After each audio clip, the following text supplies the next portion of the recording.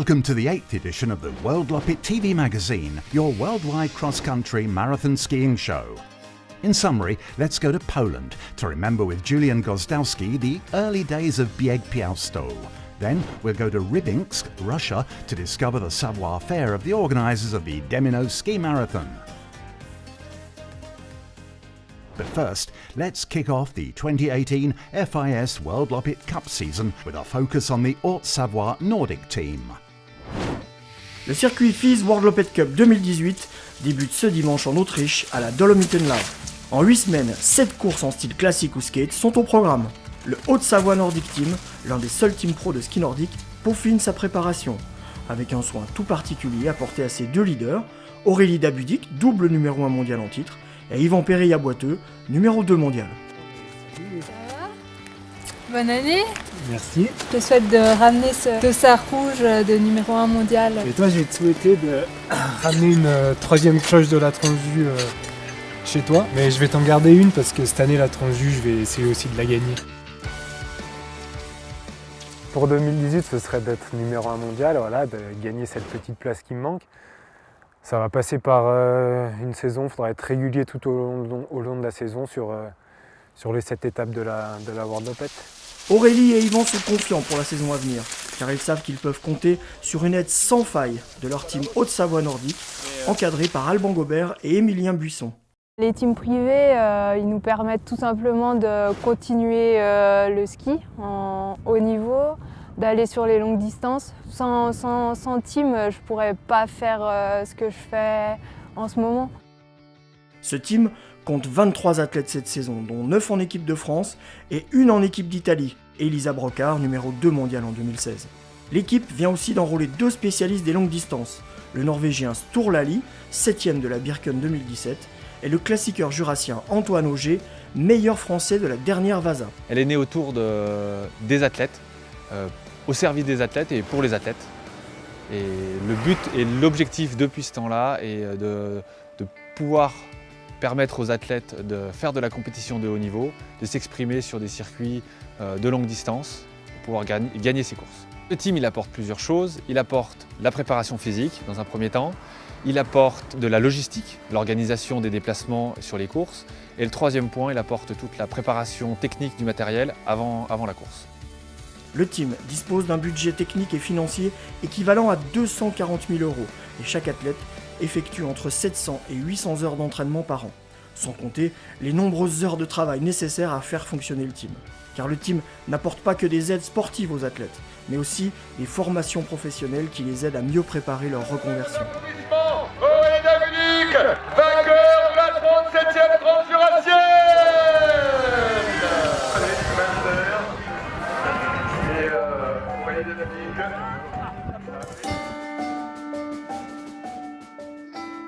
Même si la victoire finale au classement général est le but avoué du team, la Transju le 11 février prochain constitue sans aucun doute le sommet émotionnel de la saison.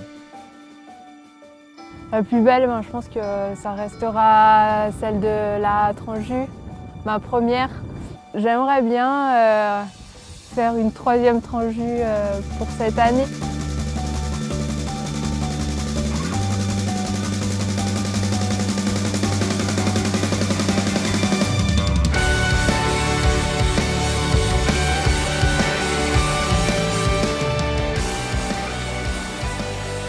Quelques heures de la première étape du circuit FIS WorldLoppet CUP 2018, et malgré la saine concurrence d'autres prétendants comme les Noirs de Dropstation, le Haute-Savoie Nordic Team est prêt à poursuivre sa belle histoire d'amour avec la Worldloppet.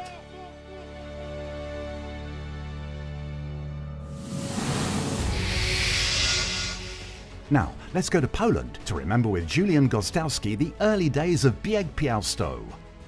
When in 1975 Bieg Piastów was invented, it was supposed to be the Polish version of the great mass races in countries of Western Europe. Today we can say, yes, it worked, but the way to reach the goal was long and it was not a bed of roses. Nigdy nie zapomnę, jak nowe władze powiedziały, robimy. I ten poprzedni kolega, bardzo ważny, mówił, oczywiście, robimy. I następny ważny, który poprzednio mówił, a nie, tak, to trzeba robić. I wszyscy tak, tak, tak. I tak sobie przypomniałem, jak poprzednio ta sama grupa siedząc, nie, nie, nie. A teraz było tak, tak, tak. No ale wykorzystałem to, że mówią tak, tak, tak. I zrobiłem pierwszy bieg Piastów. The first edition was organised in 1976. It was small and trial-like, but it's still remembered and brings sentimental feelings. To stopniowo się odbywało, to nie było takie łatwe. Nie było szatni. Pamiętam, jak na początku były wagony kolejowe, które, to też pamiętam.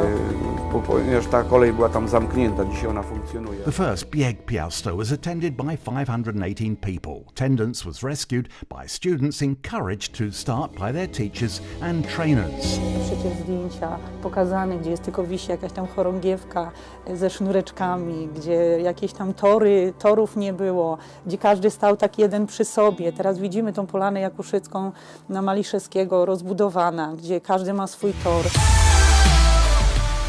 Julian Gozdowski, the co-founder of the first edition of the race, took care of developing Bieg Piastów in the new democratic time of Poland.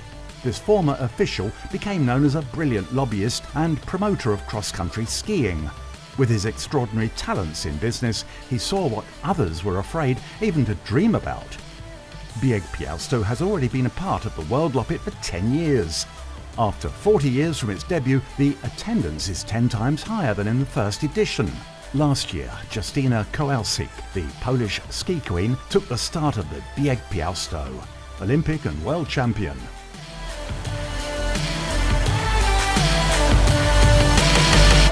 It's nice track because it's a lot of downhills, uphills and also flat. I think that every athlete have the same thing, that this track is nice for us. The course of Bieg Piastów is natural in the beautiful forest of the Izera Mountains in the southwest part of Poland, near famous all-year-round busy tourist and sports city Cyklarska Porbaj. It is quite easy to reach using airports in Wrocław, Berlin and Prague.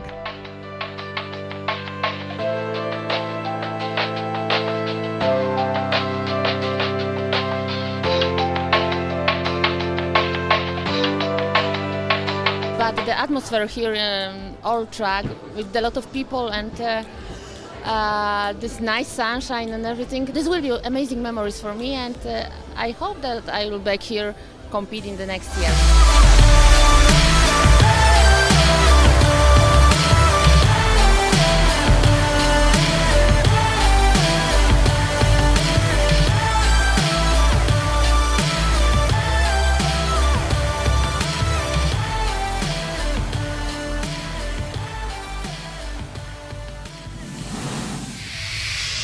And then let's go a little farther east than Poland to Rybinsk, Russia, to discover the savoir-faire of the organisers of the Demino Ski Marathon. That will be a stage of the FIS WorldLoppet Cup next March. The success of the Centre, Demino and Demino Marathons was made possible through the support of Rybinsk. It is a city with 950 years of history and traditions, the second largest city in the Yaroslav region. 7 FIS World Cup stages were held with great success in Rybinsk Demino. During this time, all the famous skiers of the planet visited Russia.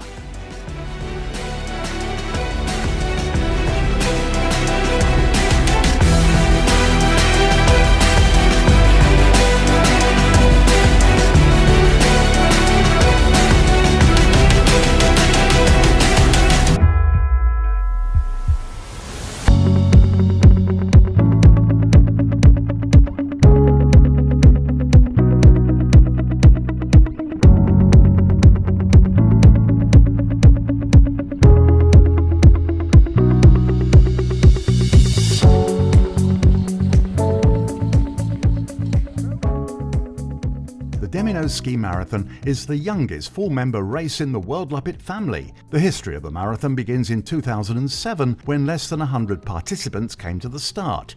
Since 2010, when the number of finishers was above 1,000 people, the organisers started to think about conquering a new peak, being included into the Worldloppet, a series of the best ski marathons in the world. After satisfying these requirements during the next 3 years, in 2013 the Demino Ski Marathon was held under the Worldloppet flag for the first time.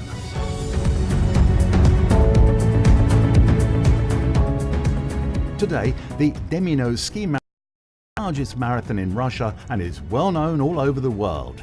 For the entire time of the marathon, it's been attended by such ski stars as Olympic champions Anders Økland, Norway, Svetlana Nagikina, Nikita Kurikov, Yevgeny Demoniev, medalist of Olympic Games, Nastasia Leonardo Cortese, Alexander Panzinski, Antonella Comfortola, Alexei Petyukov, Nikolai Morilov, and also multiple Worldloppet masters from more than 40 countries of the world.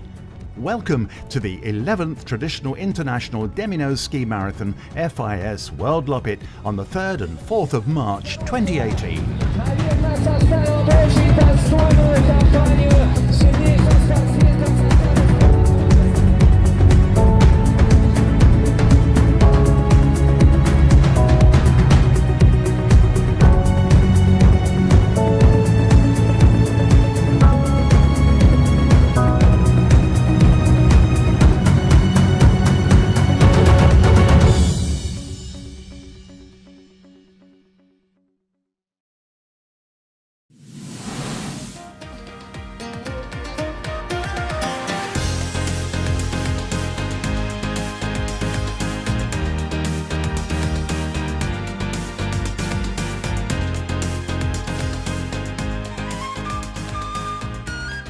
This is the end of the 8th edition of the Worldloppet TV magazine. See you next week for a new episode.